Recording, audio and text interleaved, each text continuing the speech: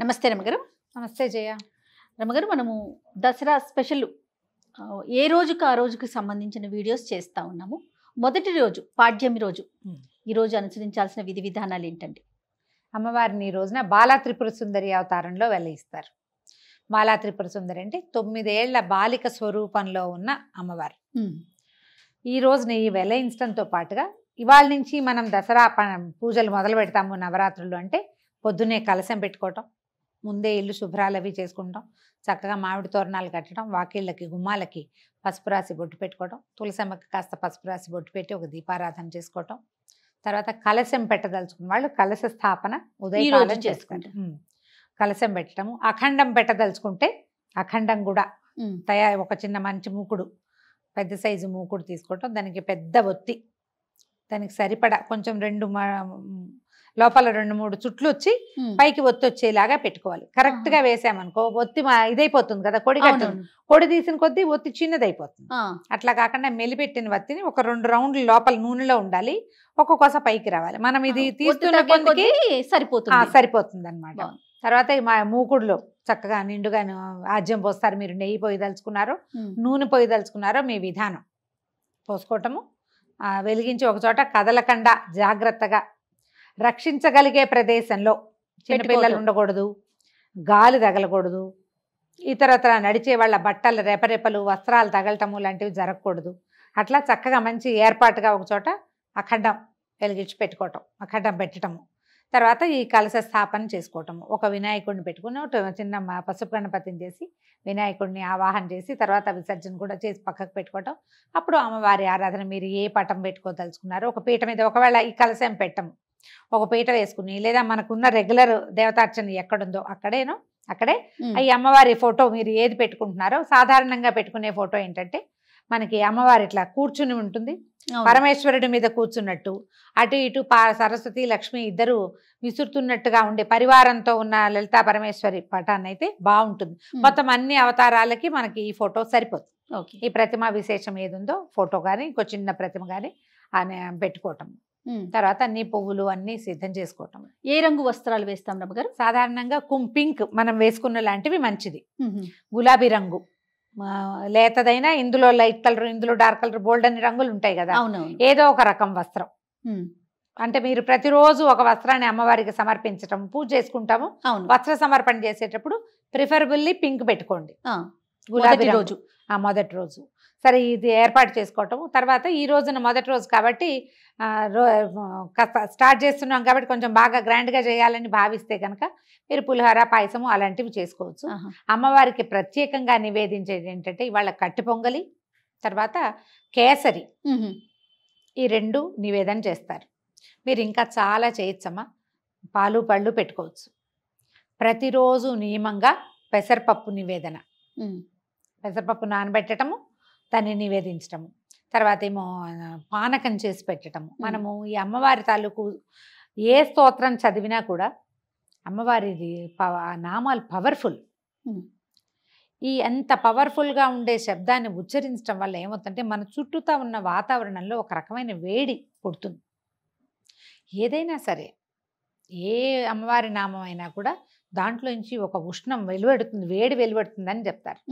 దానికోసం అనేది చల్లబరచడం కోసం అమ్మవారికి మనం పానకము, పెసరపప్పు తప్పకుండా నివేదించాలి. మిగిలినవి ఏవి చేసినా చేయకపోయినా ఇది చెయ్యాలని పెట్టుకోండి. ఇంత చాలా చేయొద్దు, ఇంత సులువుగా చేసి పెట్టుకోండి. బెల్లం నానబెట్టడం, పంచదార పానకం చేయొచ్చు, పనికొస్తుంది. పంచదార పానకం కూడా చలవని చెప్తారు.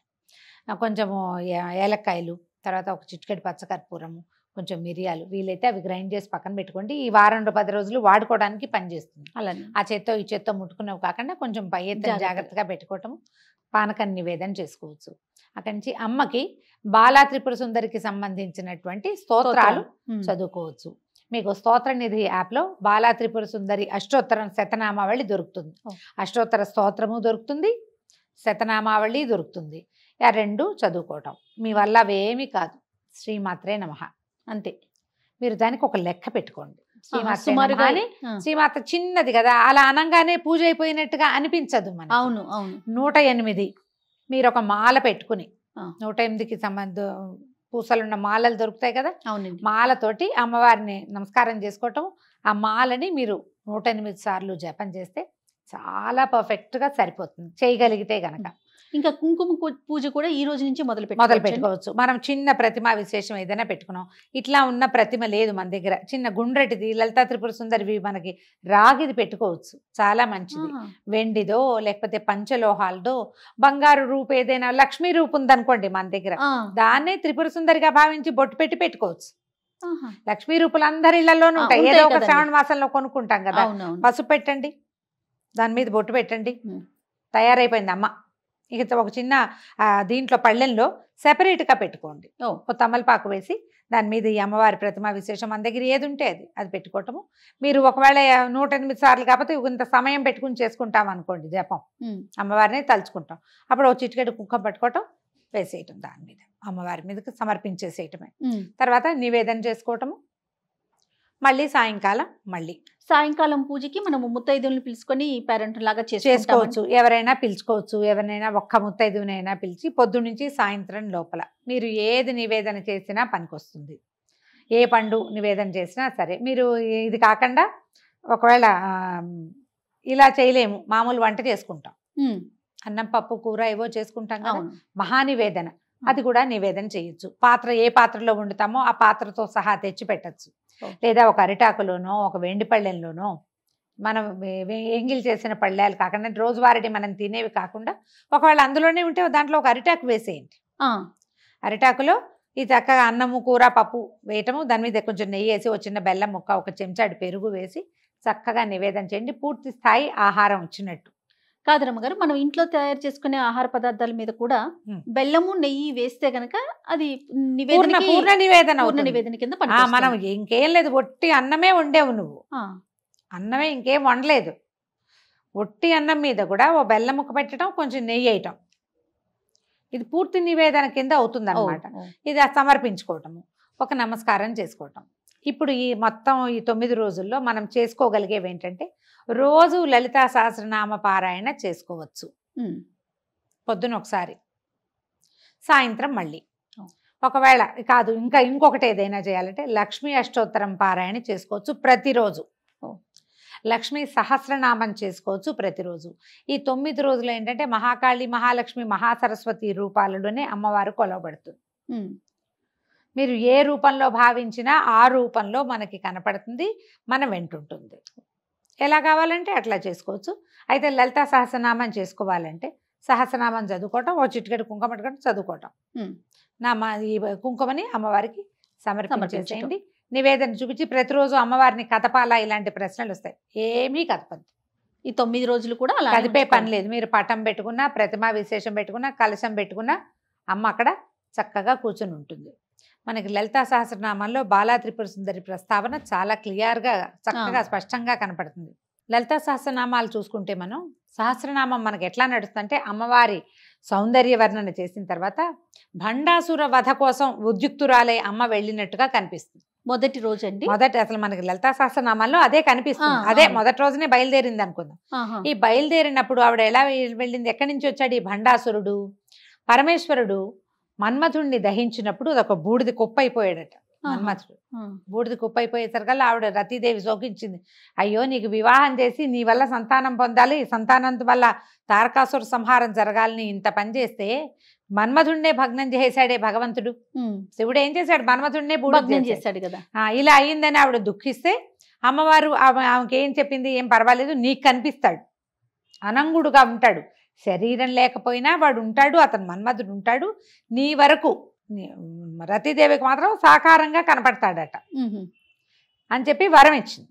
అయితే ఈ బూడిద కుప్పలా పడిపోయింది కదా, ఈ కుప్పలా పడిపోయిన బూడిదని ఈ పరమేశ్వరుడి యొక్క వెనకాల ఉంటారు కదా శివగణాలు, ఆ గణాలలో ఒకడు దాన్ని ఇట్లా ప్రతిమలాగా చేసాడు, ఒక బొమ్మ చేశాడట ఆ బూడిదతోటి. అప్పుడు అయ్యో అన్నారు, భండ భండ అన్నారు. ఇదేమిటి అని, ఆ భండు ఆ బూడిదతోటి తయారు చేయబడిన వాడు ఒక రాక్షసుడుగా మారాడు. శివుని దాంతో చేసిన వాడు రాక్షసుడు. శివుడు కాల్చిన బూడిద, మన్మథుడి బూడిదే అది. కానీ మన్మథుడికి శరీరం వచ్చేసి ఇది అవశేషం కదా, ఈ అందుకని బూడిదలో చేతులు పెట్టి ఆడకూడదు అలాంటివి చెప్తారు కదా పెద్దవాళ్ళు. ఎందుకు? ఈ భండాసురుణ్ణి సంహరించడానికి లలితా త్రిపుర సుందరి తన సైన్యంతో సహా వచ్చింది. అందులోనే మనకి వారాహి వాళ్ళందరి స్వరూపాలు కనపడతాయి. లలితలో కనిపిస్తుంది ప్రత్యేకంగా. ఈ భండపుత్ర వధోద్యుక్త బాలా విక్రమనందిత అని ఒక నామం ఉంది. భండు యొక్క కుమారుణ్ణి సంహరించింది అమ్మవారు. ఏది కుమారి రూపంలో. బాల విక్రమనందిత అని చెప్తారు. బాల యొక్క విక్రమాన్ని చూసి సంతోషించింది అమ్మవారు. అమ్మవారి పుత్రికగా చెప్తారు ఈ బాలా త్రిపుర సుందరిని. మనం ఏమనుకుంటే ఆమె యొక్క బాలికా రూపం అనుకుంటాము. ఇట్లా చూపిస్తారు. మనం ఎట్లాగైనా చేయొచ్చు. ఓకే. అయితే ఈ రూపాన్ని మనం ఎట్లా ఆలోచించాలి? ఒక 9 సంవత్సరాల చిన్న కన్యకా స్వరూపం. మనకి ఫోటోలు కూడా కనిపిస్తాయి. చక్కగా పట్టుకుని వస్త్రాలు అవి చాలా ముచ్చటగా ఉండి లంగా జాకెట్ వేసుకుని జడ ముందుకు వేసుకుని ఉన్న బాలా స్వరూపం ఎంత అత్యద్భుతంగా ఉంటుందో. అవును. అమ్మవారి యొక్క ప్రార్థనా శ్లోకం ఏదైనా ఒకటి తీసుకుని బాల చదువుకోవచ్చు. నెంబర్ ఆఫ్ టైమ్స్ మీరు 108 పెట్టుకోండి. ఒక శ్లోకం చెప్తారా రమ్మగారు? చెప్తాం. అరుణ కిరణ జాలై రంజితా సావకాశ విధృత జపవటీకా పుస్తకా భీతిహస్త ఇతర కరవరాఢ్య ఫుల్ల కల్హార సంస్థ నివసతు హృది బాల నిత్య కళ్యాణశీల. ఇది ఒక శ్లోకం. ఇందులో ఇంకొకటి ఉంది. మాలాశ్రుని పుస్తక పాశహస్తాం బాలాంబికాం శ్రీలలితా కుమారీం కుమార కామేశ్వర కేళిలోలాం నమామి గౌరీం నవవర్ష కన్యాం. శ్లోకంలోనే నమామి గౌరీం నవవర్ష కన్య, 9 ఏళ్ల కన్యకా స్వరూపంలో ఉండి కామేశ్వర కేళిలోల, కామేశ్వరుడితోటి ఆడుకునేందుకు సంతోషించేటువంటి అమ్మని నేను కొలుస్తాను. శ్లోకంలోనే చెప్పబడింది. ఈ 9 ఏళ్ల కన్యకా స్వరూపంలో ఉన్నటువంటి బాలని ఈ తొలి రోజున మనం అర్చన చేస్తాం. మీరు ఇదంతా చెయ్యం. ఒట్టి నమస్కారం, దీపారాధన చేయండి, పంచోపచారాలు చేయండి, దీప ధూప నైవేద్యాలు అంతే. మధ్యలో గంధ పరికల్పన, పుష్పం కానీ గంధం కానీ పరికల్పన చేయండి. పువ్వులు పెట్టండి. పువ్వులు పెట్టడం, దీపం ధూపం నైవేద్యం, నమస్కారం. ఆ నమస్కారంతో ఏదైనా ఒక్క ప్రార్థనా శ్లోకం. ఈ ప్రార్థనా శ్లోకం నేను చెప్పింది వివరంగానే వినపడుతుంది కాబట్టి ఇదే మీరు 11 సార్లు, 21 సార్లు, 40 సార్లు లేదా 108 సార్లు చక్కగా సాకల్యంగా చదువుకోవచ్చు. మంచి ప్రార్థనా శ్లోకం. ఈ శ్లోకాన్ని నేను ఎక్కడి నుంచి తెచ్చానంటే వేములవాడ రాజరాజేశ్వర స్వామి దేవస్థానంలో ఒక గోడ మీద శిలాఫలకం మీద ఉన్నాయి ఈ 2. ఓహో.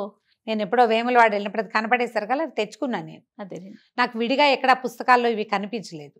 మీకు ఎక్కడైనా దొరికితే అది చదువుకోండి. స్తోత్రనిధి యాప్లో బాలాంబికది మనకి అష్టోత్తరం దొరుకుతుంది. అష్టోత్తర శతనామావళి చెప్పుకోండి, పువ్వులు సమర్పించండి, నమస్కారం చేసుకోండి. సాయంకాలం ఇదే మనం రిపీట్ చేస్తాం. ఉదయం ఒట్టిగా నమస్కారం చేసుకుని లలితా సహస్రం ఏదో చదువుకుంటే సాయంత్రం ఈ విశేష సేవ ఉంది కదా, ఏదైతే మనం బాలాంబికకి చేసుకుంటామో అది చేసుకుని నమస్కారం చేసుకోవటమే. మళ్ళీ రేపొద్దున ఇంకొక దేవతామూర్తిని అర్చన చేసుకుంటాం. సంతోషం రమ్మ గారు. నమస్తే. నమస్తే.